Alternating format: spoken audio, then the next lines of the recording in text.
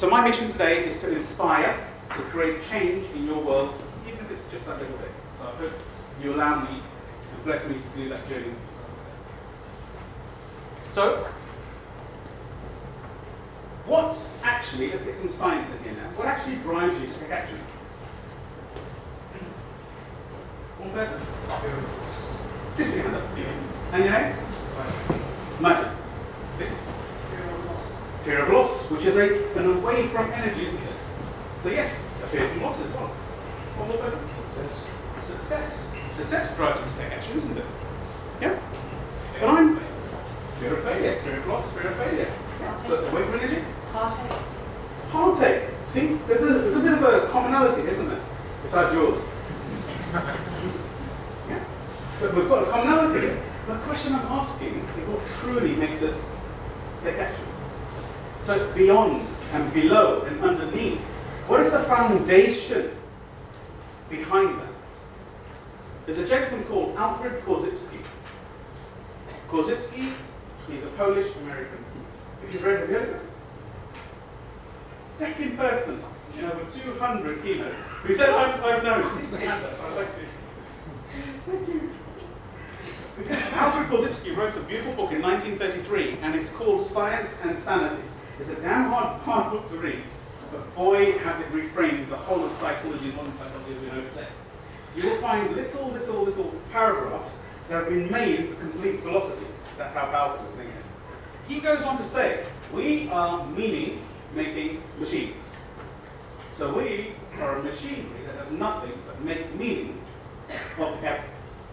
Sitting here, putting my hand up, not putting my hand up, it's somebody else's. There's a meaning. The meaning behind loss, behind deceit, behind the toward and away from energy. I want to go deeper. Before any action to do, and before any action not to do. That sounds really odd, doesn't it?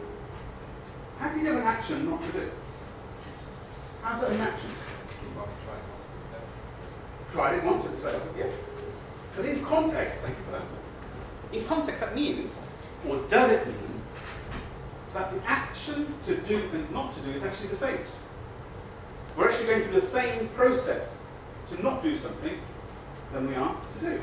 Because he goes on and says that nothing happens without a meaning. To not turn up here is an act as well. I decide to go somewhere else. Bit of a meaning, right?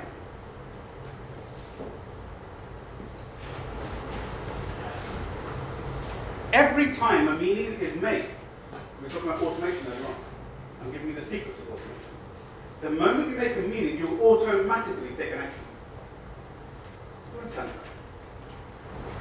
The moment you make a meaning, you automatically take an action. Without even thinking about it, an action is taken.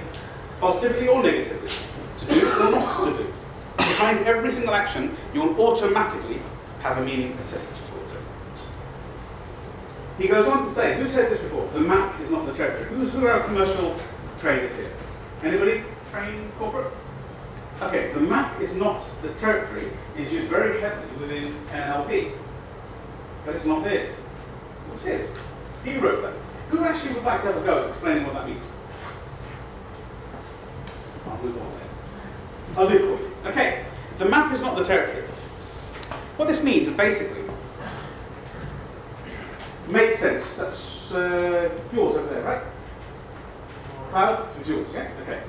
So this is, makes sense, cloud accountancy practice. The question I ask you, is that cloud accountancy practice? Does this actually make sense? Yeah? Is this actually, do you go to work in this leaflet? I'm not trying to ridicule you, I'm saying, but just trying to work something out. Do you actually go to work in this leaflet? No. No. So what is this then? It's an emotional flyer. An emotional flyer? It's information. Information. It's a representation. A representation of his company and his services that he delivers. Is that right? So now this, could this be the map? Well, it is. If this was a map of Birmingham, we're here physically, you draw it on the map of Birmingham. I thought there might be a map on the Birmingham. So yeah, it would be a map of Birmingham. This wouldn't actually be Birmingham, would it? This would be clearly a representation of Birmingham. So it has coordinates on it. The point being, this map is actually your brain. It's your brain. So your brain is a representation of the outside world. Because no two people, whether we spend 24 hours a day together, will have the same version of the same world. We all have a different version. So what does this mean? Does this mean that we actually have a different version of the world, every single one of us? 100%. So where's this going with it? Okay, so here's the map. Map is your mind, the territory is the world at large. Yeah? So the map is not the territory, is a clarification that my model of the world isn't the real world. Does that make sense? It's just a representation of what's around me. See, I'm not sitting on this chair. I'm standing behind it. So I can't have the same realization as the gentleman sitting over here. So, this is an example. Linda, what do you see here? A clicker. Please describe exactly what you see here. It's not a trick question, it's just an opening of understanding. Piece of plastic. Plastic. Mechanism which allows you to. Okay, so let's go one stage further. You see, he's going through mechanical processes. What do you physically see? Are there any buttons? Is there any chrome there? Which allows you to decide what. Right. So now, what colour is that? Silver. So black. Yeah. Okay. Honey, what do you see? A black A black control thing with control thing. with a yellow triangle at the back with a Ah, yellow triangle. and Yeah. a rectangle. Yeah. And a yellow rectangle as well. So hang on a second. He's saying there's no yellow triangle or rectangle there. You're saying there's no buttons here. How could you not argue with it? It's just your representation of the same side, right? This is what happens in home arguments, in business arguments, in fallouts, in mediation. It's because you're not willing to see the other person's side of the world. But if I just did this, all of a sudden, you'd get a different version of the world, and you'd get a different version of the world. The point is, it's the same world, we're seeing it from different aspects. This is what he's trying to say. The map is not the territory. Is that helpful? So is there a secret in it? The secret is, yes, to step outside of myself and actually look to see what other people are seeing first. This releases hidden potential. We actually, we have 4 different types, and I'm going to point them out to you very quickly here. Who's done disc psychometrics before? Yeah? Excellent, excellent. So now I'm going to show you disc psychometrics slightly differently. Yeah? Still the same, but it's in the purity of this. What's the power of this? What's the point? Dominant, influencer, stability, and compliant, or compliance, otherwise known as hyperless, depends on which school of thought we're running with. Personality types. The dominant type. Hey, Abby? You know I'm going to pick one. The dominant type are the people who have direct, strong will. Can be forceful, can also be less interactive, just straight to the point. They want to go exactly what they do. Does that make sense? And where's that? There he is behind him. He knows what I'm talking about. We have 2 differences, but somehow the business works beautifully. He's a compliant C. Influencers, sociable, talkative, high octane, great energy, great communicators, inherent networkers. Yeah? They love communicating, love sales. Steadiness, heart-centered, gentle, accommodating. They care for other people. And they get a kick from caring for other people, making sure you've got enough water, making sure you've got enough food. Catering. The type of person who just comes to your desk and pops down a cup of tea because you've not asked for it. It's just the love that they want to share with you. Yeah? Start realizing that whether you're this type of person or not. Compliant, private, analytical, focused, planned, strategic, step by step. Very good for finance because there's all compliance in there. Interesting. My own daughter is studying compliance. She's in financial international finance. So. Is this helping at all? Just a little bit? Good. It's an internal. So here's the plus points of all of them. The direct dominant people are very, very good managing directors. They get straight to the point and drive. They usually have a problem though. They drive and they walk over people. They're not necessarily the nicest of people. And yes, you can start giggling by looking at some articles of business and people of that sort of nature. So yeah, I kind of get what you mean. Then we have the influencers, an amazing sales department. An amazing sales department called influencers. They connect with people very, very quickly. But their downside is they're sometimes a bit too much on the energy side, and they start a few companies or ideas and never tend to finish them. Yeah, they start things and don't consistently become a serial starter. They don't necessarily close the deal or carry on completion. So those people in there, you're probably the first person to shake your head and say, yes, it's me, because you want the attraction. Yes, it's me.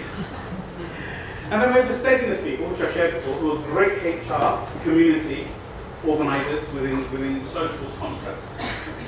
And we have compliance people who are amazing accountability people. So great the accountability, legal, etc. compliance. Yeah. Hope this is helping you a little bit.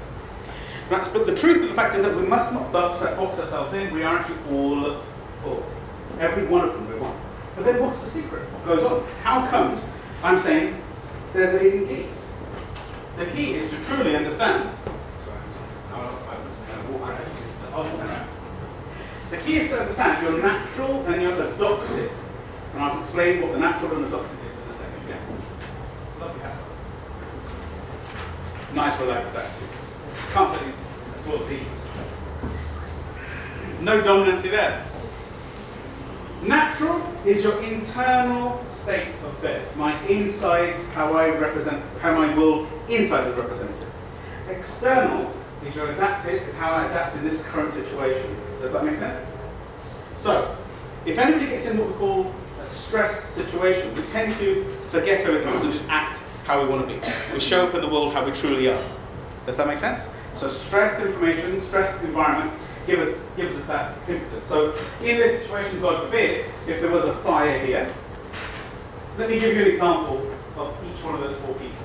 The D dominant, we turn around and say, can you get up, get out, just leave your stuff, get out, come on, out. And we're pushing people out of the door.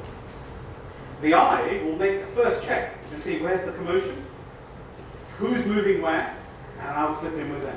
That's kind of cool. I think I'll follow you guys. And the S will turn around and say, can you get up? And I'll say, oh, I've left my clicker on the desk. Don't worry, I'll go and get it for you. So they'll put themselves in harm's way. Less self-value. And they'll shoot over right next to the fire, and they'll fight the fire off because they want to pick that clicker up for you, because they promised they will get it for you. No self-value. And the C's is fun part. They've already worked out the exit plan before they even come in the room. Compliance, strategy, and structure. So where's the fire exit? Okay, go ahead. Putting his hands up straight away. So where's the secret? Where's the benefit? The benefit is to truly understand your own internal. So many psychometrics I've seen where people don't separate adapted and natural. They just tell you you're adapted, and so this is what you're doing currently now. So you're mismatched in your current job or in your life, and you're thinking, why am I so low in energy? How comes I'm not focusing on things? How comes I'm starting so many things and not completing them? It's because we're not in the right job. We don't match our psychometric index. Yeah? So the purpose or the benefit would be to make sure you do an assessment which gets you to your inners first, to understand your natural way of seeing the world. Because trust me, if you're in your natural, you'll never feel down. You're always in flow. Does that make sense? You always feel energetic about what you're doing in your day.